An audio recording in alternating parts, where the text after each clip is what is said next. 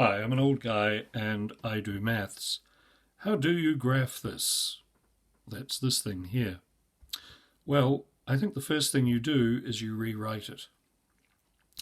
You move this 2, this -2, over to here, and hopefully you recognize that this represents a translation upwards on a Cartesian plane of the graph of whatever function it might be attached to. So, thinking caps on, what do we do? What do we do from here? Well, we could consider how we make y equal 0. And that might be best done by having already moved that, ignoring it for a moment.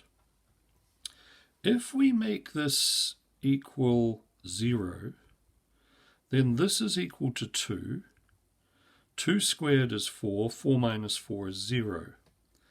Is there another way in which we can make the graph of this thing hit the x-axis?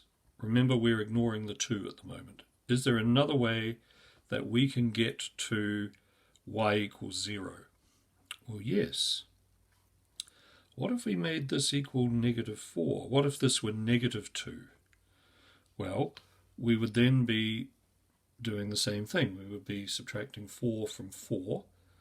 And so we would have a couple of points on a Cartesian plane, and they would be 0, 0, and -4, 0. And we'll come to this in a moment. I just want to represent those points there.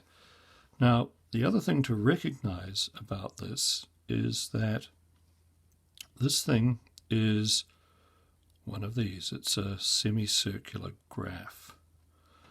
And they're normally centered around the y-axis. Mine's a little bit to the right, but that's artistic license. Now, what has gone on? Well, we've already seen that by the look of it, this thing has been moved to the left. And so we have this semicircle here that runs from 0 to -4 on the x-axis.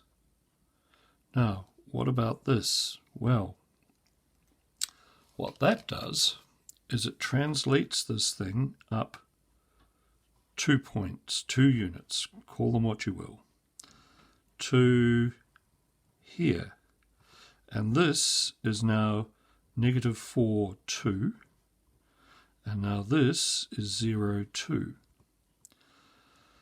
What other points can we find? Well, this thing is symmetrical. It's a semicircle. So this point here is -2, 0. That's this point here. And this point here is -2, 2, because this thing is semicircular. This is a radius of 2, and therefore this point up here is -2, 4, and that has our function graphed. It's not the only way in which you can do it. You don't need to necessarily go through the procedure of hiding that, pretending it's not there, and then doing the translation.